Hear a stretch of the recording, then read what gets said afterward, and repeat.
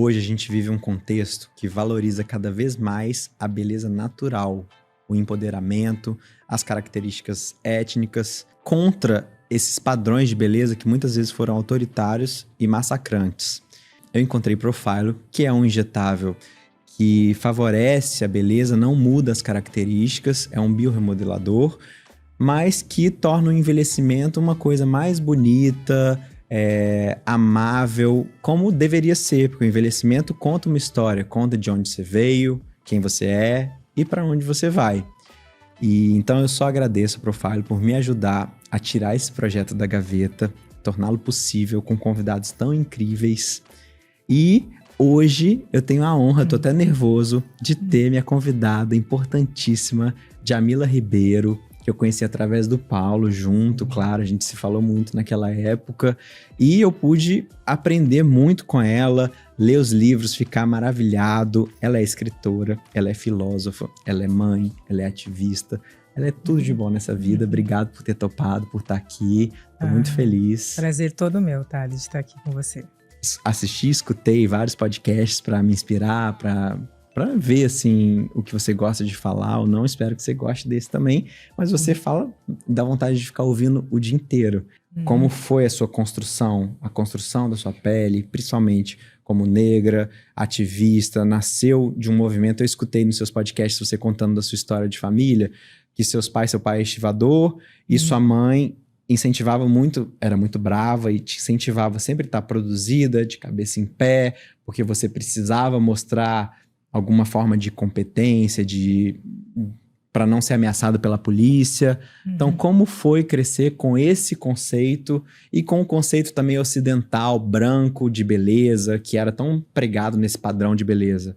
Para mim foi um processo gostar de estar na minha pele, né? Eu tive que aprender a gostar, porque eu cresci numa sociedade em que eu não me via representada positivamente, e mesmo em casa meus pais falando, não, você é bonita, você tem que gostar do seu cabelo. Mas eu ia para a escola, eu assistia a televisão e eu acabava não vendo que aquilo não era a minha verdade, a minha realidade. Então, para mim foi um processo eu gostar de mim, né? Na infância eu passei por muitos problemas de autoestima, na adolescência também, essa coisa do preterimento na escola, dos meninos falarem que a gente é feia, de ninguém querer fazer par comigo na festa junina. Então eu tive que descobrir essa beleza. Isso foi no começo da minha fase adulta, assim. Acho que no final da adolescência, começo da fase adulta, eu comecei a ter outras referências e comecei a gostar de quem eu era, né? De gostar de ser negra, de gostar do meu cabelo. Quando eu engravidei da minha filha, eu alisava meu cabelo. E aí eu parei de alisar meu cabelo, não foi por uma coisa de consciência, foi porque eu estava grávida e não podia passar química no cabelo. Aí eu fui redescobrindo meu cabelo.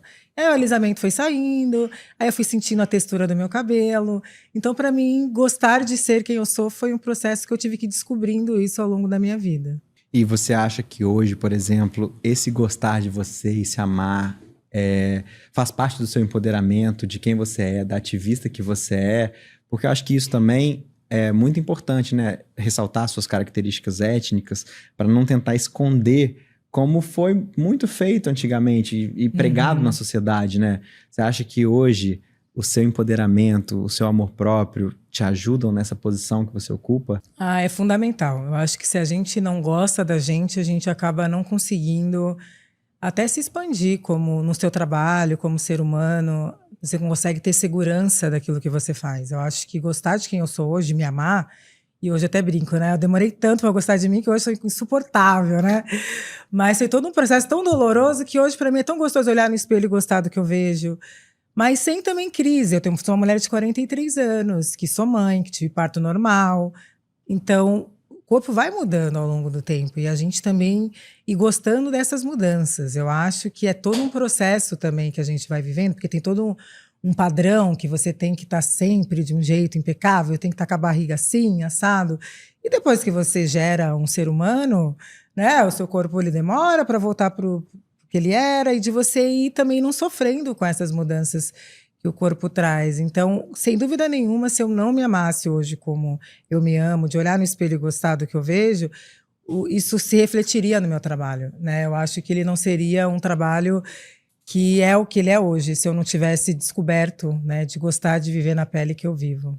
Eu acho que, por exemplo, você falou a coisa de barriga voltar pro lugar e tudo, e acho que às vezes as pessoas cada vez mais deveriam se acostumar com a ideia de que é natural também nem tudo voltar pro lugar, porque você não é a mesma mulher depois de ter filho. Exatamente. Por que sua barriga tem que ser a mesma de antes, sabe? E a mesma coisa com o envelhecimento. Eu falo assim, as marcas que a gente leva, é claro que procedimentos estão aí para suavizar, para você continuar se sentindo bem, mas ela não pode ser uma ditadura, a ditadura da beleza e do enaltecimento só do que é jovem. Eu falei com a Mônica Martelli aqui no podcast, que você até ouviu da última vez, e que a sociedade, principalmente a brasileira, tem essa mania de incentivo pela juventude, e isso é mais forte ainda nas mulheres. Os homens mais velhos querem mulheres mais novas, as mulheres passam pelo processo de menopausa, que é uma transformação hormonal gigante, que impacta no corpo, na pele, em tudo, e elas ficam com uma loucura na cabeça de lutar contra isso. Só que isso também conta uma história delas. Eu acho que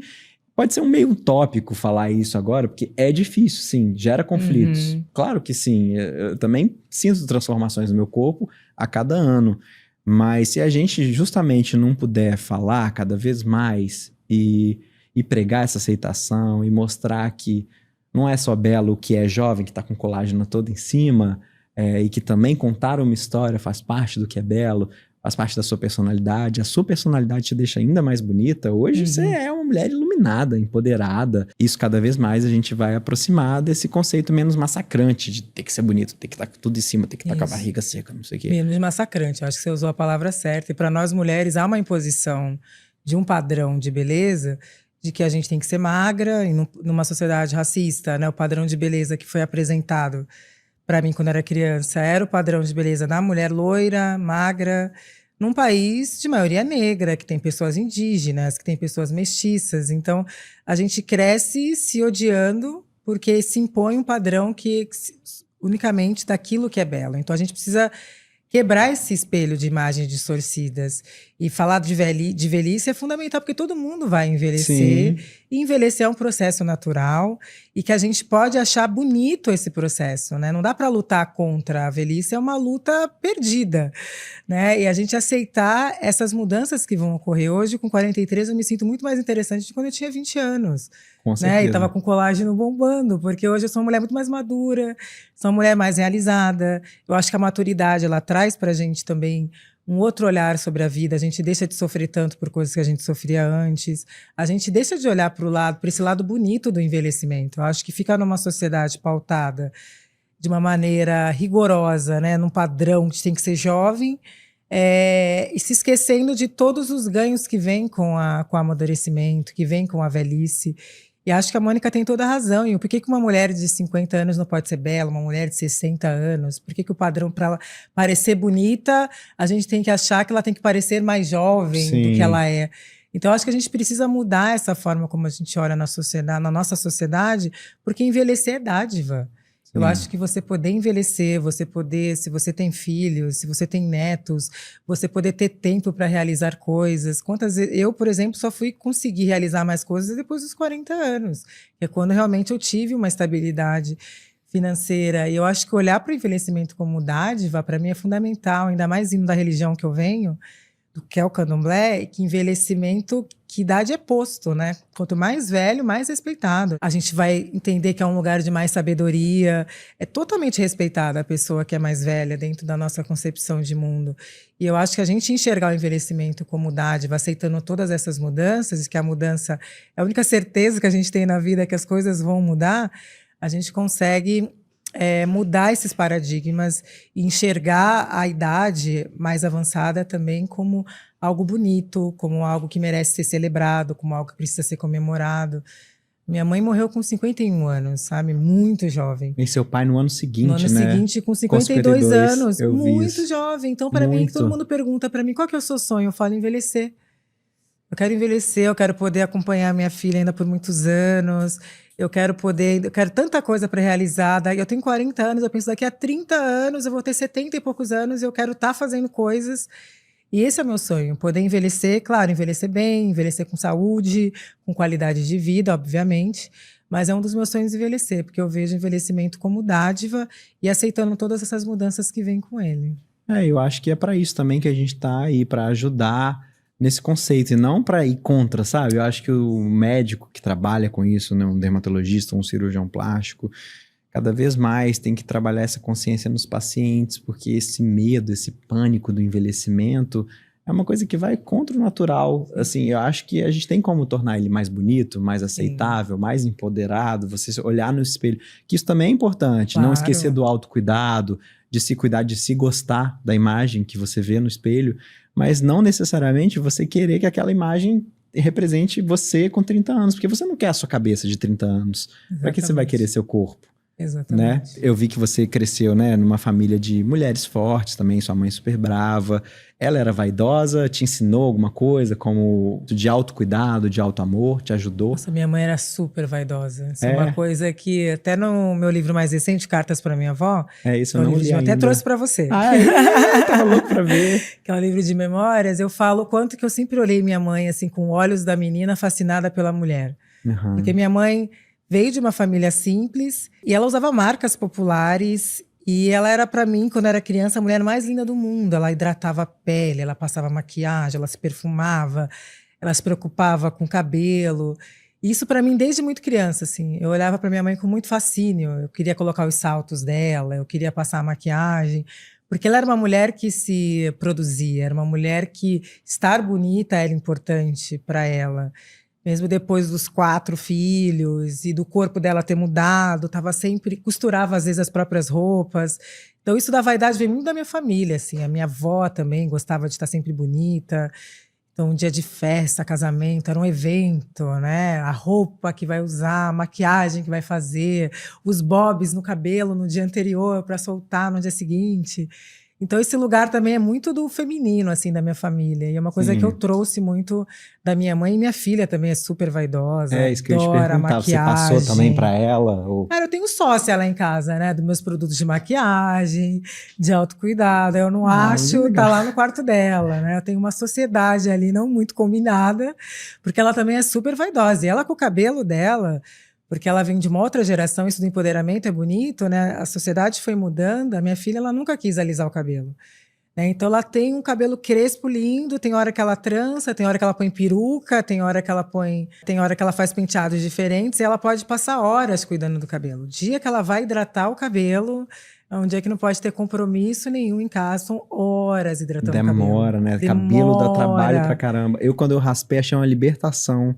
Agora, começando a ter dificuldade de novo. Tá lindo. Mas dá trabalho, né? Dá trabalho. A gente acorda amassado, aí tem que... Não, ela dorme de touca de cetim, minha filha. Que legal. Porque não pode amassar o cabelo. E quando ela estava na escola, ela acordava 2 horas antes, só para poder arrumar o cabelo, né? Então ela é até mais vaidosa do que eu nesse sentido.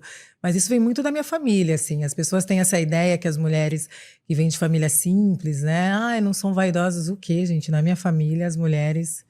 eram todas super preocupadas e sempre muito elegantes, assim. Legal, porque realmente a beleza não é uma coisa exclusiva. E o autocuidado, ele tem que estar presente em todo mundo, né? Da sua maneira, claro, da forma como você consegue. Muitas vezes não consegue fazer um procedimento estético da forma como quer, tá sempre bem. Mas tem formas também de você se cuidar e de você se amar. E gostar de ver sua imagem no espelho, né? De todas as formas possíveis. Acho que é fundamental, né? Essa relação do cuidar de si, acho que sobretudo para nós mulheres, né? Porque a gente é criada para sempre cuidar dos outros. O lugar do cuidado é muito feminino, né? Das pessoas que vão cuidar dos filhos, vão cuidar dos idosos na família. E muitas vezes as mulheres, elas acabam esquecendo de cuidar de si. Ou elas acham que elas não merecem, né? Elas não sabem receber. Por conta de toda essa nossa criação, né? De que a gente tem que cuidar de todo mundo. E eu sempre pergunto, né? E quem cuida de quem cuida? Nós, mulheres, precisamos entender que nós temos o total direito de nos cuidarmos, antes até de cuidar dos outros. Até a gente já está bem para poder fazer as outras coisas. E é importante que as mulheres não esqueçam de si mesmas, né? Entendam que o cuidado é um lugar para elas, sim, se sentirem bonitas, se sentirem bem.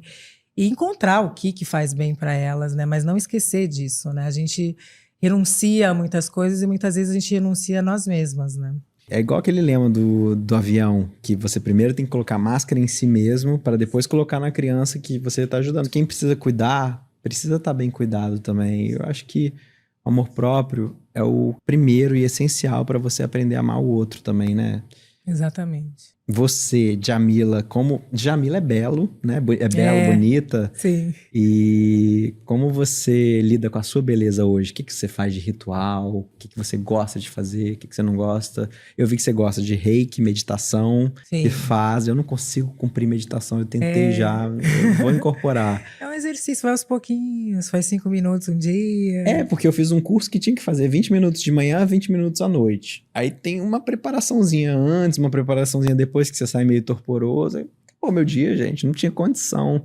Não, você tem que encaixar de acordo com a sua realidade, né? E com o tempo você vai aumentando, assim, né? Eu comecei assim também, fazendo bem pouquinho, até o dia que eu consegui ficar meia hora, 1 hora meditando. Caramba. Eu medito, eu sou reikiana também, então eu fiz o curso de reiki, então Minha eu mãe aplico também em mim. fez. Ah, sua mãe também fez? Minha mãe fez, aplicava na gente, era tão bom. É bom, né? Eu aplico em mim, também aplico nas outras pessoas. Eu gosto muito de... Eu me hidrato bastante, isso pra mim é muito importante. Bebo bastante água. Eu hidrato a minha pele sempre, todos os dias. Tô de maquiagem, chego em casa, a primeira coisa que eu vou fazer é tirar a maquiagem, passar um... Minha filha que me ajuda com essas coisas. Eu vi nos seus stories hoje que a gente usa o mesmo gel de... Ah, é? De limpeza? de limpeza. Ah, que legal. Que foi a indicação da minha filha, inclusive.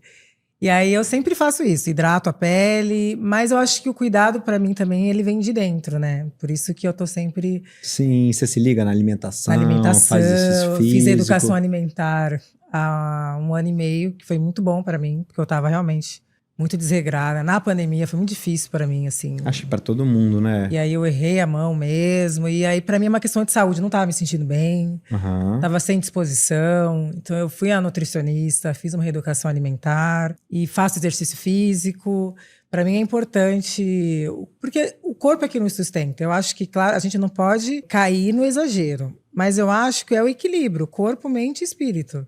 Né? É o corpo que carrega, a gente tem que cuidar desse corpo, a gente tem que cuidar desse templo, né? Você não pode só cuidar do espiritual e esquecer do corpo, ou só cuidar do emocional. Acho que a gente tem que ter o equilíbrio entre todas essas dimensões. E como eu quero ser uma mulher que eu quero envelhecer, né? Já falaram pra mim, eu não gosto de musculação.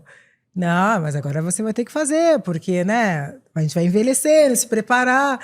É uma coisa que eu já tô pensando, porque eu não gosto. Eu vi um estudo que a partir de 60 anos é super importante você tonificar seus músculos e tudo, fazer musculação mesmo. Eu vi também, eu não gosto, mas eu vou ter que ir na força do ódio. Eu vou na força do ódio, quero ser uma velhinha mas no final funcional. eu gosto, assim, eu me sinto bem, sabe? Fiz, cumpri. Igual quando você faz uma coisa... você faz sempre? Faço, sempre quando dá, mas... Eu tento incorporar. Eu gosto muito de exercício, né? Tava falando com você antes aí. Sempre que posso, eu vou de bike, assim. Eu tenho a sorte de morar perto do meu trabalho, relativamente perto. E perto das coisas que eu faço, assim, de dia a dia. Terapias, essas coisas. Então, eu sempre vou de bike.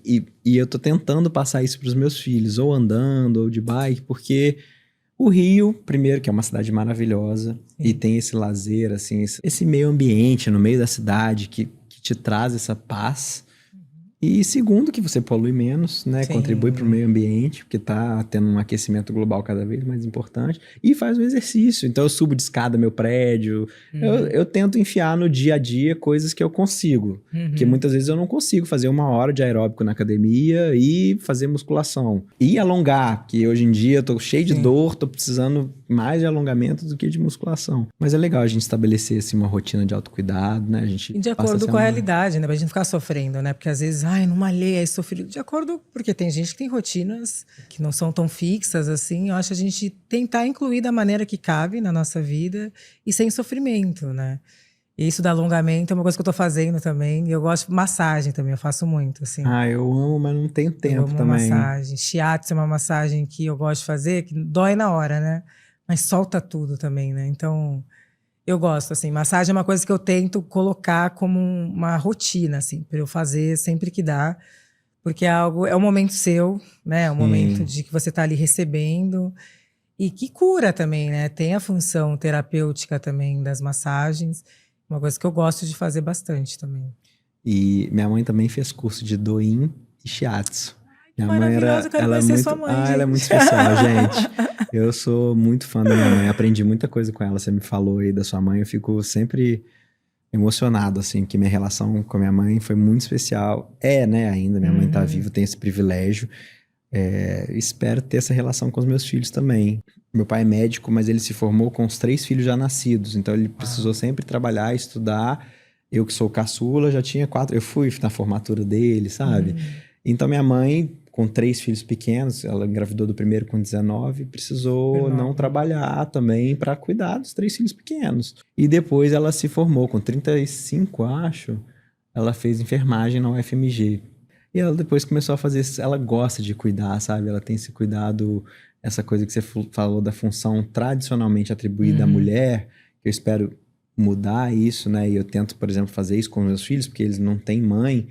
Eu tento ser essa pessoa para eles, mas a minha mãe foi muito isso. E não só para mim, como para outras pessoas. Ela fazia esses cursos e tal. E ela fazia em você, Chatson? Ela fazia. Hoje em dia ela não faz mais, assim. Acho que também porque a gente não mora na mesma cidade. Eu moro no Rio há 10 anos, ela mora em BH. Mas eu morro de saudade, assim, das massagens, do reiki. Porque além de tudo, quando a pessoa tem uma energia gostosa que te passa, né? De amor, de harmonia, tá querendo o seu bem ali, sente na hora.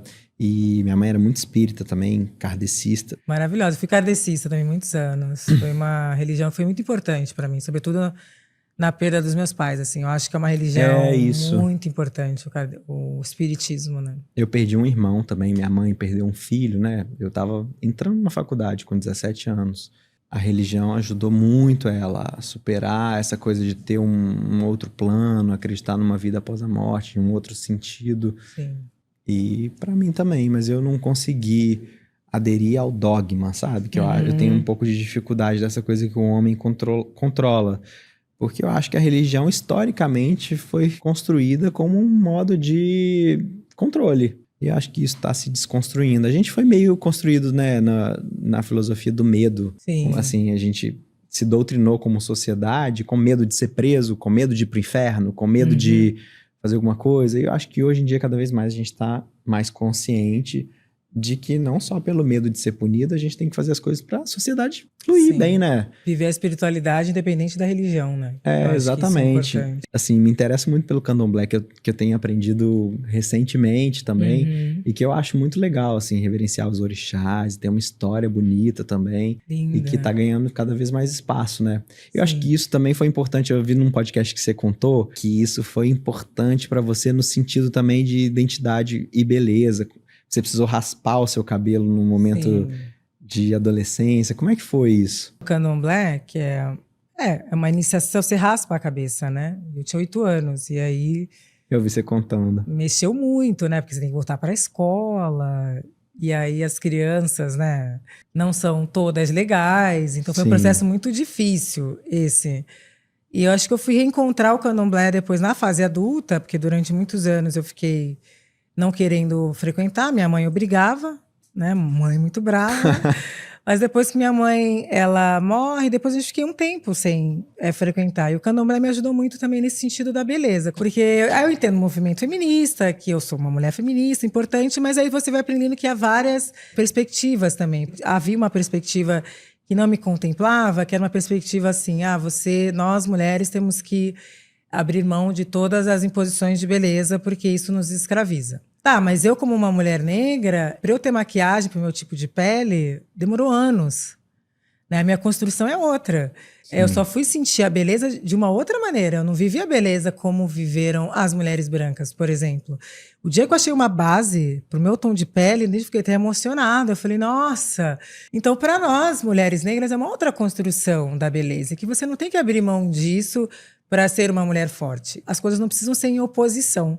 Então, eu acho que as figuras das deusas, as orixás femininas no candomblé, me trouxeram muito esse lugar, né? Porque você tem Oxum, que é belíssima, e que é mãe, mas tem uma história sobre ela que diz, antes de cuidar dos seus filhos, Oxum lava suas joias. Ou seja, ela diz que a gente tem que se cuidar primeiro, antes de cuidar dos filhos ou cuidar de quem quer que seja. Aí você tem a história sobre Yansan, que é bonita e é sensual, e que isso não precisa ser uma coisa que a gente sempre fica, ou é uma coisa ou é outra. Então, eu acho que essas figuras me mostraram isso, né? O Yansan, que é essa mulher que teve 9 filhos e que vai trabalhar, e que é linda e vai trabalhar, mas ela deixa os chifres de búfalos com os filhos e ela diz que se eles precisarem dela é só bater os chifres que ela vem com a velocidade do vento. Então ela mostra que você pode ser uma mãe bonita e trabalhadora e protetora, é a lógica do E. Porque na sociedade dizem, bom, para você ser uma mulher considerada inteligente, você não pode ser bonita. Ou Isso que eu você ia é te bonita, perguntar. ou você é inteligente. Ou você é ativista, ou isso. E acho que essas figuras do candomblé me trouxeram o E. Né? Oxum é a mãe e cuida de si antes de qualquer coisa. Nhançã é a mulher que vai trabalhar, e é mãe, e é protetora, que você não precisa destruir uma parte de quem você é para atender às expectativas do que a sociedade diz que você tem que ser. Que você pode ser todas essas coisas. E isso me trouxe um lugar de, tipo, eu posso ser uma mulher acadêmica e gostar de maquiagem, como eu gosto, e gostar de rituais de beleza, e gostar de, enfim, de estar bonita, e que isso não é algo que me diminui, né? É algo que me potencializa, porque isso é quem eu sou. Né? E se a gente fica nessas oposições do ou você é isso ou você é aquilo, é muito doloroso, leva a gente para lugares de sofrimento e leva a gente a ter que representar papéis que não tem nada a ver com quem a gente é. Né? Então, quando eu olho para elas, eu falo, gente, eu posso ser, eu sou tudo isso, eu não preciso escolher ou destruir uma parte de quem eu sou para atender às expectativas do que a sociedade espera de mim. Eu acho que a gente, o ser humano no geral, tem mania de colocar as coisas numa caixinha. Tipo, se você é ativista, você é filósofa, você não pode ser bonita, você não pode estar ligada à moda. Ou se você você é fútil e não pode ser filósofo. Como é que você tá falando tão bem? Se você tá tão arrumada, Exatamente. sabe? E eu acho que por muito tempo também a beleza foi associada à futilidade, à riqueza e a padrões estéticos que hoje em dia estão cada vez mais contestados. A beleza hoje em dia faz parte do amor próprio, de você, inclusive, a forma como você acha bonito de aparecer para todo mundo, de se portar, é como você se mostra para o mundo, né? Inclusive, a pele tem uma origem embriológica comum ao sistema nervoso central. Então, por isso também, ou não sei se por isso, né? Tem muitos mistérios da vida e da medicina que a gente ainda vai desvendar, mas é por isso que muita coisa da saúde mental aparece na pele e, por outro lado, também muita coisa de pele te afeta profundamente, porque é como você lida com o mundo. E o equilíbrio de tratamento disso tudo, saúde mental, física, pele, é super importante para você ser uma pessoa não só bonita, né? Inteira, acho que, Nossa, que nisso. Isso. Exatamente. E você chegou a sofrer algum tipo de preconceito em algum momento por você ser linda como você é, e ativista, e ao mesmo tempo ser doce? Porque eu acho que as pessoas também te esperam mais reativa. E eu percebo nas suas falas, em tudo, na sua tolerância, na sua disponibilidade de conversar com as pessoas das mais diferentes camadas sociais, etnias. Você sofreu críticas com relação a isso em algum momento? Eu sofri e sofro. Ai, como que pode você estar fazendo coisa com moda? Eu falo, eu gosto de moda. Sim. Né? Como pode você estar fazendo uma publi para um perfume? Eu gosto de perfume, inclusive é o perfume que eu uso, eu gosto. Né? Porque eu não, é isso, né? De você não querer entrar dentro das caixinhas que as pessoas esperam, né? Então elas se incomodam e também há muita projeção também, né? Porque acho que foi tão imposto que se você é ativista, se você é assim, você não pode, não pode, não pode, que muita gente acaba cedendo a essas imposições e quando vê uma pessoa que não cede, também projeta as próprias frustrações nisso, né? Mas eu fui ensinada que não podia, por que ela está fazendo? Sim. Né? E se incomoda com isso também. Então, eu vejo muita, nessas críticas de algumas pessoas, eu vejo muita projeção delas. Porque elas foram podadas, aceitaram ser podadas, e quando vê uma pessoa que não aceitou, que transcendeu aquilo, ela se incomoda. Não, mas foi assim que eu fui ensinada, por que ela não está fazendo assim? Então, quando você também começa a entender que as pessoas também estão despejando frustrações nas projeções delas, você também para de se importar. Né? E acho que o importante é você saber quem você é. Quando você sabe quem você é, você dá menos importância para essas coisas, né? Então, quando as pessoas falam para mim, mas você gosta de estar bonita? Eu gosto de estar bonita, gosto mesmo, e é isso, e acabou, eu sou assim. E isso não pode representar uma futilidade, isso é pelo contrário, isso é um estado de saúde mental, bem-estar. Eu demorei tanto para me achar bonita, gente, que eu me deixo querer ficar bonita, né? Então, para mim tem um lugar de... Quando você sabe quem você é, você se importa menos. Claro que a primeira vez que eu fui assistir um desfile de uma grande marca, me convidou e tal, eu lembro do auê que foi.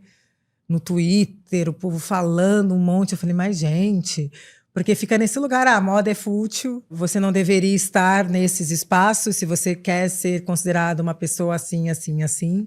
Sim. Então, eu acho que quando você também sabe quem você é e deixa de se importar com isso, você até inspira. Por outro lado, tem as pessoas que se inspiram. Tem as mulheres que chegam para mim e falam, eu adorei que você falou. Claro, a de maioria beleza. talvez, né? Eu adorei, porque eu também me sentia presa. Ai, que bom que você fala com naturalidade. Ai, que bom que você gosta disso, porque eu também gosto e eu tinha medo.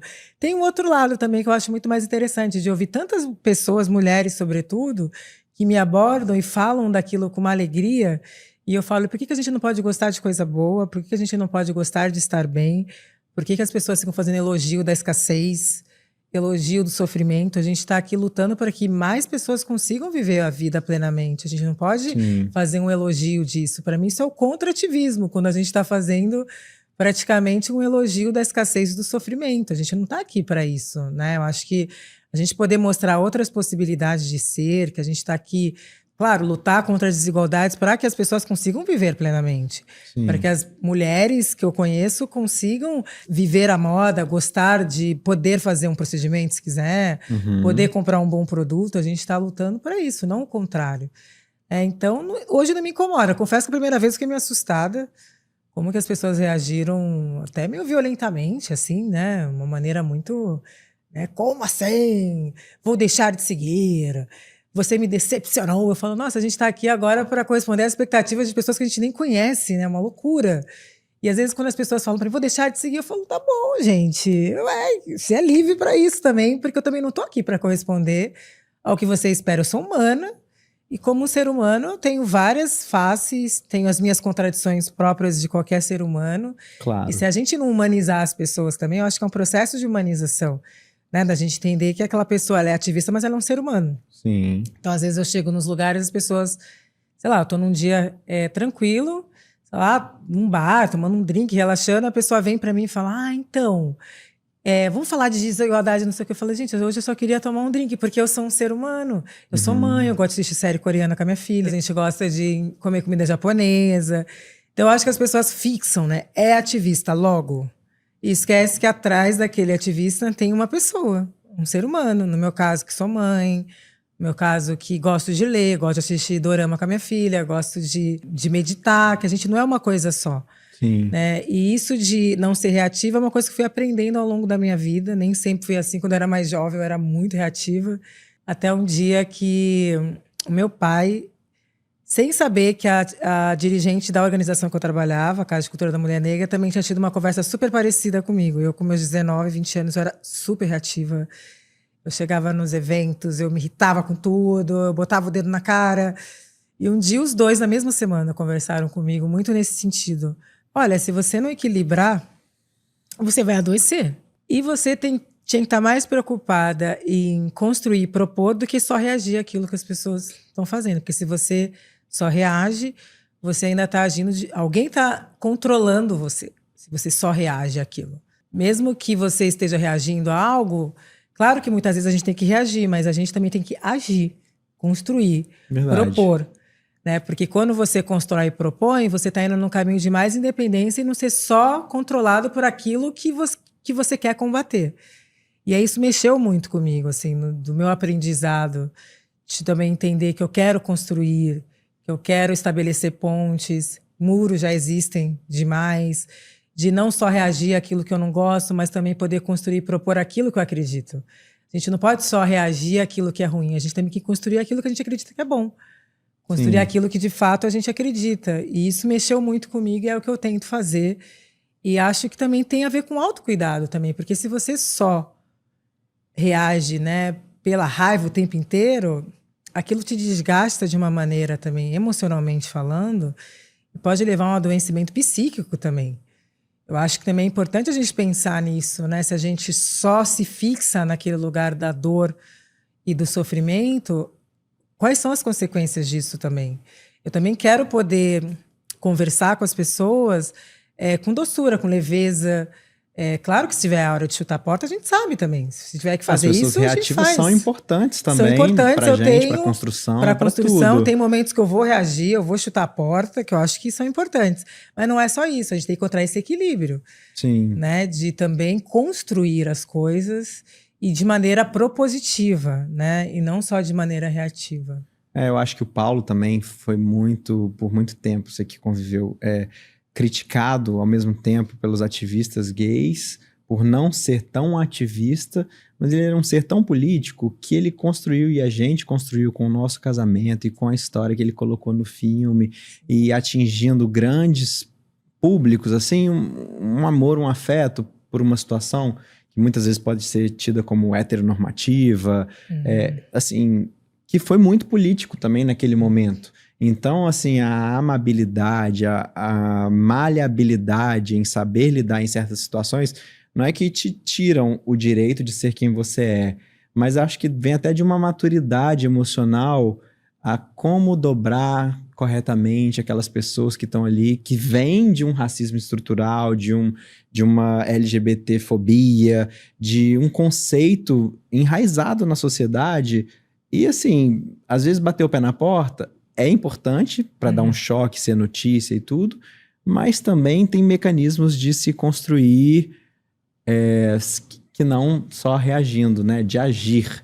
Com certeza. Eu acho que a água, né? O Oxum nos ensina muito isso, né? Que ela é da cachoeira. A água, ela te refresca, ela vai te levando. E a água mole em pedra dura, né? A gente vai, às vezes, desconfia do poder da água. A água vai indo, ela vai se infiltrando nos lugares. Há vários modos de ser, né? Eu acho que, às vezes, as pessoas estão muito focadas de que para ser um ativista LGBT, você tem que ser assim. Quando muitas vezes você e o Paulo conseguiram alcançar muito mais pessoas sendo quem vocês eram. Acho que não tem um modo só de fazer as coisas. Eu acho que esse é o grande problema, às vezes, das pessoas. E acho que a hora de tacar fogo, mas a hora que você vai sentar, que você vai conversar, a hora que você vai propor de outras maneiras. E acho que o Oxum me ensina muito isso, porque ela é da diplomacia. E aí todo mundo acha que ela está sendo boba, ela sabe exatamente o que ela está fazendo e falando calmamente com você. Já conseguiu o que ela queria. Então, nos momentos que eu preciso mais assim, é para ela que eu vou pedir orientação. E agora, a hora que eu tenho que ser mais firme, é prensa que eu vou pedir. Agora eu tenho que tacar fogo. Agora aqui eu quero ser mais maleável. Há várias formas de você lutar e todas elas conseguem o que querem, cada uma do seu jeito. E acho que isso o candomblé também ensina, porque cada orixá tem uma característica, um é diferente do outro, mas todos têm o seu poder, todos de maneiras diferentes.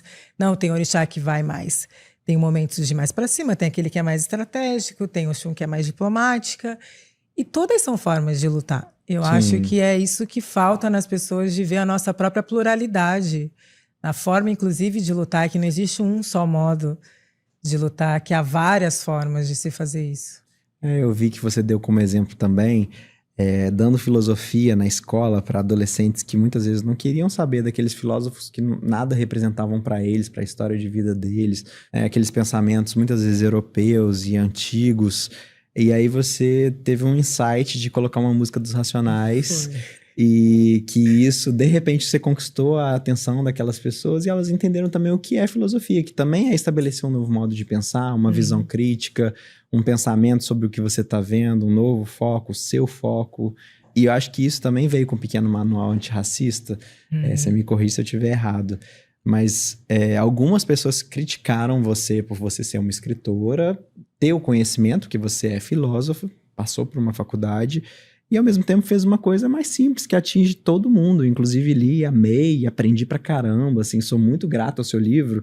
E foi um dos mais vendidos em 2020. Sim, foi o mais vendido de 2020. O mais vendido de 2020, você ganhou o prêmio Jabuti por ele. Olha que trabalho que é esse que as pessoas criticaram, assim. Como foi você ser Djamila nessas situações? Porque na academia tem muito isso, né? Eu lembro que depois eu fiz um mestrado, né, em filosofia política na Federal de São Paulo, e tem muito esse olhar de alguns acadêmicos, né?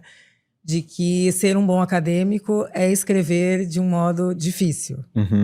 Né? E aí, que só aquelas pessoas que tiveram a oportunidade de estudar aquilo que a gente estudou que vai entender. E para mim isso nunca fez sentido. Acho que pelo fato de eu já vir de uma família ativista, de vir dos movimentos sociais, para mim isso nunca fez sentido. Como é que eu vou estar falando de algo que diz respeito àquelas pessoas sem que a maioria delas entendam o que eu estou falando? E elas não entendem, não é porque elas não têm capacidade de entender, capacidade elas têm, mas é porque elas não tiveram a oportunidade de estar em determinados espaços numa sociedade desigual como a nossa.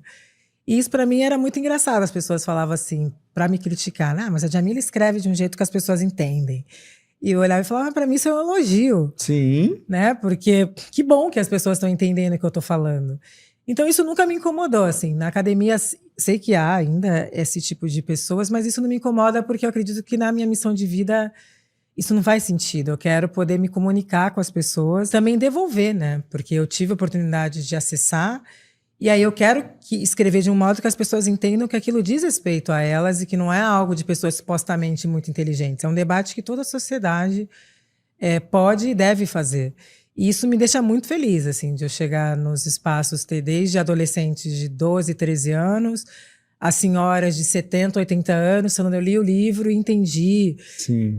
Do livro está sendo usado nas escolas, desde ensino fundamental 2, ensino médio, e de estudantes me convidarem para ir na escola. Isso me deixa muito feliz, porque eu acho que é isso que a gente quer, poder democratizar o debate e também mostrar que é um debate para toda a sociedade, não é só debate das pessoas negras, é um debate das pessoas brancas. Por isso que quando o Paulo me convidou, né, para fazer a ocupação na página dele, que foi o primeiro a fazer isso, depois várias pessoas fizeram, foi muito importante, assim, tanto de pessoas que eu atingi a partir da plataforma do Paulo, dele falar, não, vai ser o mês inteiro, você vai falar, vou entendendo, eu como um homem branco, é também o meu papel.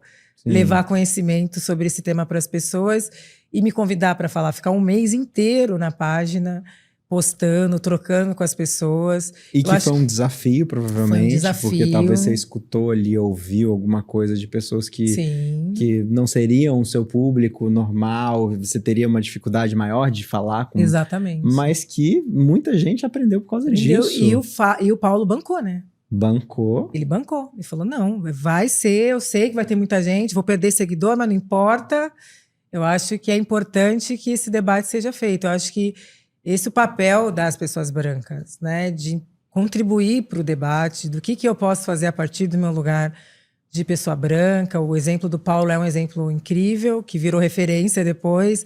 Mas educadores que me escrevem e falam, estou adotando o livro na bibliografia do curso, porque isso não é um debate para as pessoas negras, é um debate para toda a sociedade. Sim. Eu acho que a gente poder se comunicar é importante, para mim é uma alegria, assim, poder me comunicar com o maior número de pessoas possíveis. Assim, quando fui dar aula de filosofia no ensino médio para alunos da periferia de Guarulhos, e tinha lá tudo que eu tinha que dar e ninguém prestava atenção.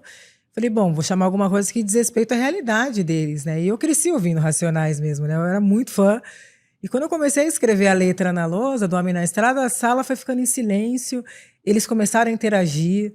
Nossa, vocês conhecem? É claro que a gente conhece, não sei o quê. E eu falei, vamos refletir então sobre essa letra.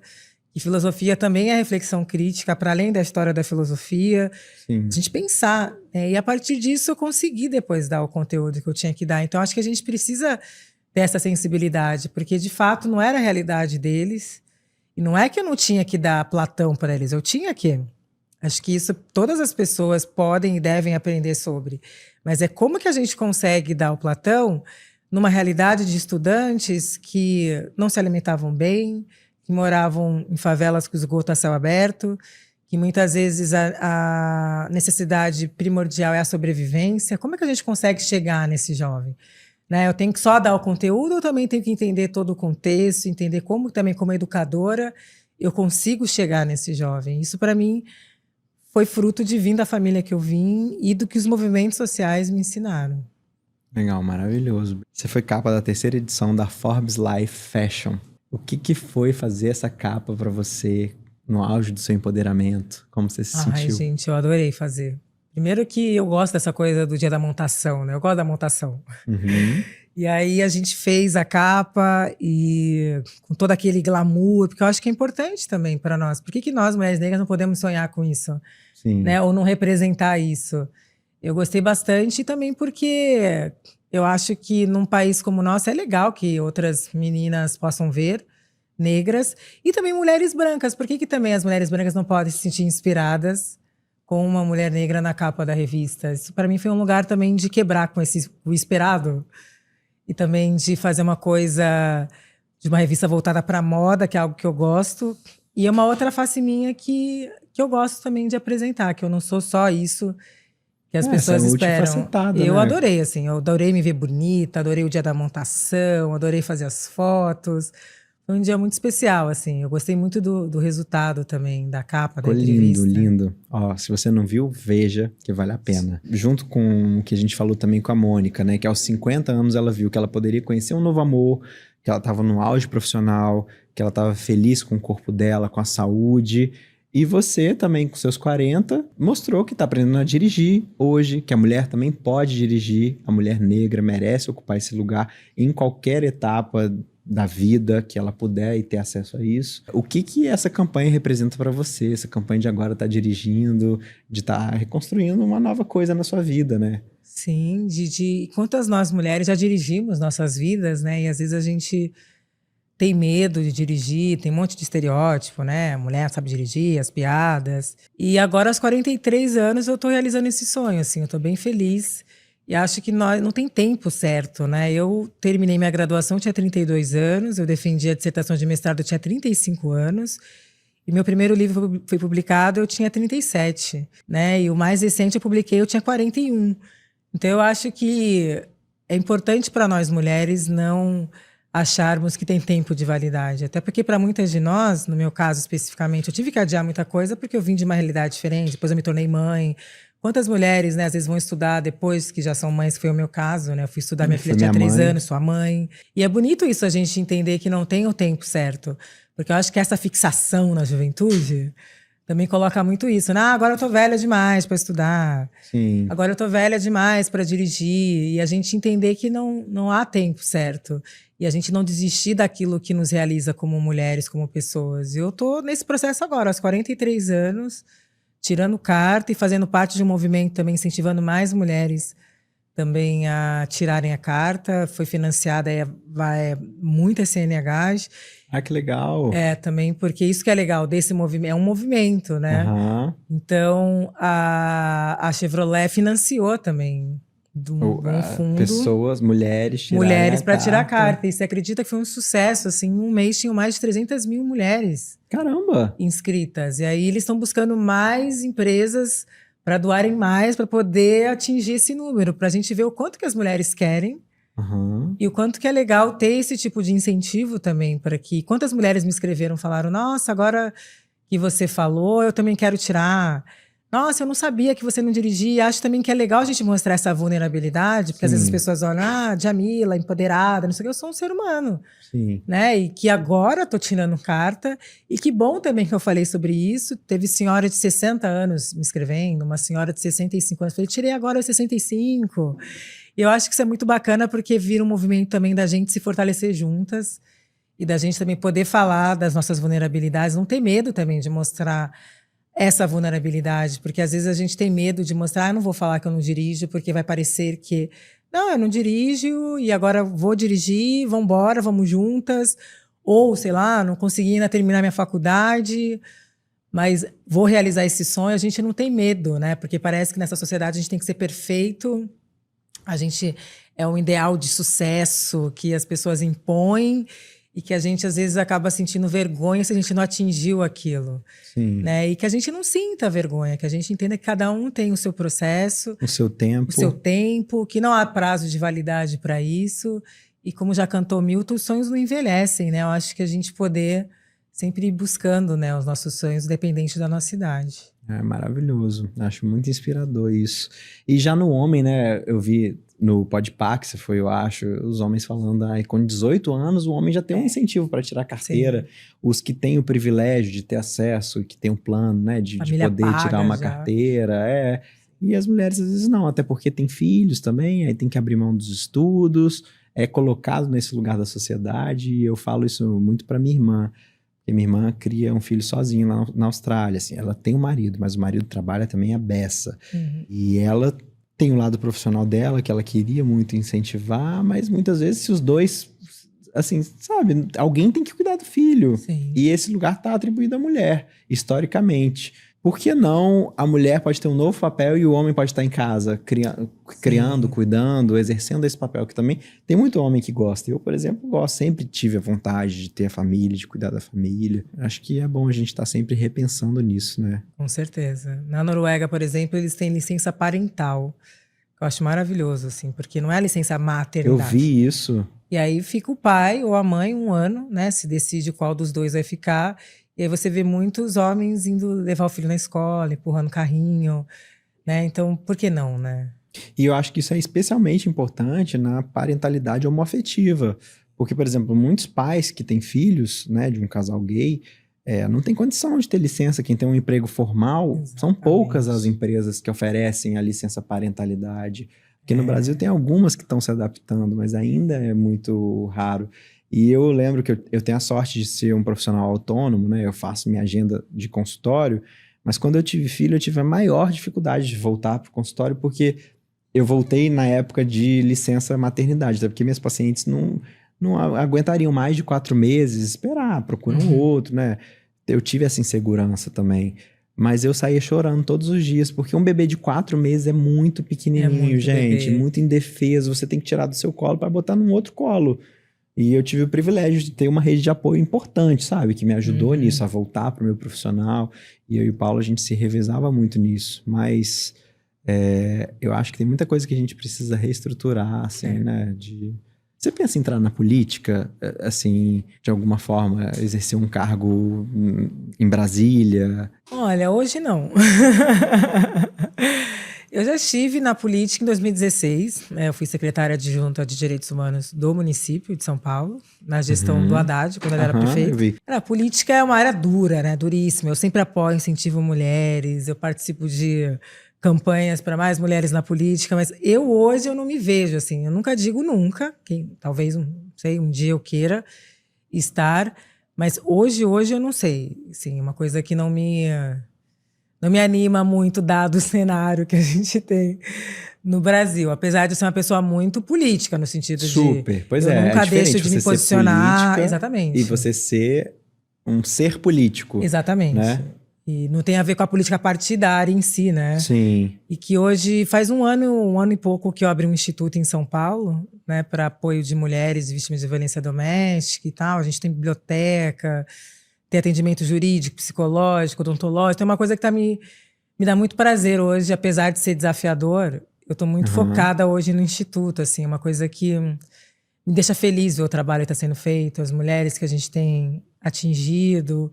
Então, eu estou muito focada hoje no Instituto, mas não é uma coisa que eu descarte da minha vida. Porque é uma iniciativa que você atinge ainda mais gente, apesar de que você já atinge muito com a sua comunicação, que é um dom e que tem um ato político muito importante também, né? Mas essa coisa igual do Instituto, você vê ali na prática, coisa que você está movimentando. E se alguém quiser também conhecer mais do Instituto e tudo, como é que pode ter um site? A gente tem ajudar. o site, tem a página do Instagram, é Feminismos Plurais, Espaço Feminismos Plurais. Que é da editora também, que você montou, que Isso, tá publicando. Feminismos Plurais é a coleção de livros, que a gente já publicou Que tem 14. também homens negros, que eu vi, que tem femininos, chama Feminismos Plurais, é mais de mulheres negras, mas tem homens também falando disso. É um debate que os homens também têm que estar junto. Claro. Então, ela é a coleção de livros, é o canal do YouTube, que a gente tem lá os nossos cursos, e é hoje o espaço físico. Então, junta tudo isso, né? E o espaço físico é o espaço Feminismos Plurais. Lá a gente tem biblioteca, com livros as pessoas podem consultar. A gente faz muito lançamento de livros, até dos autores que eu publico, a gente faz muitos lançamentos lá. E a gente tem os atendimentos jurídicos 1 vez por semana, psicológicos 2 vezes por semana, tudo gratuito. E odontológico também, a gente tem os consultórios parceiros que atendem as mulheres. Interessante que também a gente não fecha só para as mulheres, né? Só que os homens procuram bem menos, né? Ajuda. É muito interessante isso. A gente tem pouquíssimos homens que procuram, que vão. Não sei se talvez pelo nome ou se pelo fato de que realmente homens procuram menos serviços médicos, né? Assim, até no a gente consultório fala que é para todo mundo. isso. Nos lançamentos vai muito homem. Quando tem evento, assim, literário, vai muito homem. E eu sempre falo para eles, olha, tem atendimento psicológico e tal, mas geralmente são poucos os que Acho que também isso procuram. faz parte do machismo, talvez, de achar que Eu acho. essa assistência, psicólogo é uma coisa de mulher. Não preciso de ajuda. Eu acho que tem. E é uma pena, né? Porque é uma pena. Seria bom que os homens se cuidassem mais. E falando em cuidado, eu vou passar para a última parte do nosso podcast, que é aquela do faço, passo ou espero. Se você faz um procedimento, se você passa, porque você não faria de jeito nenhum, ou se você espera que um dia pode ser que você faça. Então, o primeiro deles é a rinomodelação. Passa ou espera. Imaginei também, porque mexer no seu nariz que você gosta. Toxina botulínica. Passo? Não espera, tem certeza? Se fosse ácido hialurônico, eu falava espero. Ácido hialurônico, então. Espero. Vai preencher alguma coisa, um lábio, um mento. O bioremodelador, que é o Profilo, que é o patrocinador de hoje, que inclusive vou amar de poder aplicar em você um dia se você fizer. Não, eu vou esperar. Como eu te falei, né? Eu não fiz nenhum procedimento, quero fazer primeiro com você. Ai, vocês estão gravando isso? Eu vou fazer Djamila Ribeiro, primeiro procedimento estético, e vai ser Profilo, porque você vai gostar. É uma coisa que é isso, vai de encontro com a beleza natural, é um injetável, mas que não muda a cara, não preenche nada e melhora a qualidade da pele. Ultrassom microfocado, que dá um choque. Você falou que não... Ai, super, espero. Espera, isso é legal também. A gente falou de bioestimulador de colágeno, que você também esperaria. Super. Colágeno é sempre bom, né? Que a gente vai perdendo ao longo do tempo. Se a gente puder repor um pouquinho. E laser para mancha, para tirar tatuagem. Laser faço, já fiz laser. Faz? Sim, para tirar mancha. Pelo? Sim, sim. E o laser na pele negra tem uma característica também que, como o laser vai no pigmento, a gente tem que tomar muito cuidado para ele não queimar a pele negra. Você já teve algum problema disso em alguma clínica? Não tive, até porque quando eu fui fazer, eu pesquisei na época até para que fosse, enfim, um profissional que tivesse esse conhecimento, né, de lidar com isso. Então, eu já fiz laser, já fiz. Ah, que legal. Gostou? Perfeito. Gostei bastante. Bom, né? Agora tem aplicação de enzima para gordura localizada. Você já sabia disso? Sabia que tinha? Sabia disso. Lá onde eu faço massagem, eu tenho uma biomédica que ela faz essas... A enzima para gordura. A enzima. E eu lembro que eu fiz já, uns 2 anos atrás. Então faz, gente. Fiz uma vez. Você gostou do resultado? Gostei bastante. Eu ia desfilar no carnaval, aí eu super fiz. Dá uma secadinha em áreas específicas. Amei esse nosso papo. Eu queria agradecer muito a sua generosidade de vir aqui, de poder falar comigo. E espero que a gente tenha passado uma mensagem legal para as pessoas que estão nos acompanhando, que se inspirem também de alguma forma, que passem a aceitar que também a beleza e a estética podem ser um autocuidado e não só uma coisa fútil, desinteressante ou transformadora de rostos. Obrigado por você, pela Profilo, por deixar essa conversa ser possível aqui. Obrigadão, amei. Eu que agradeço, amei, Thales, estar aqui com você. Obrigado, te espero lá no meu consultório, hein? Tá marcado. Vou cobrar. Pode cobrar. Amei.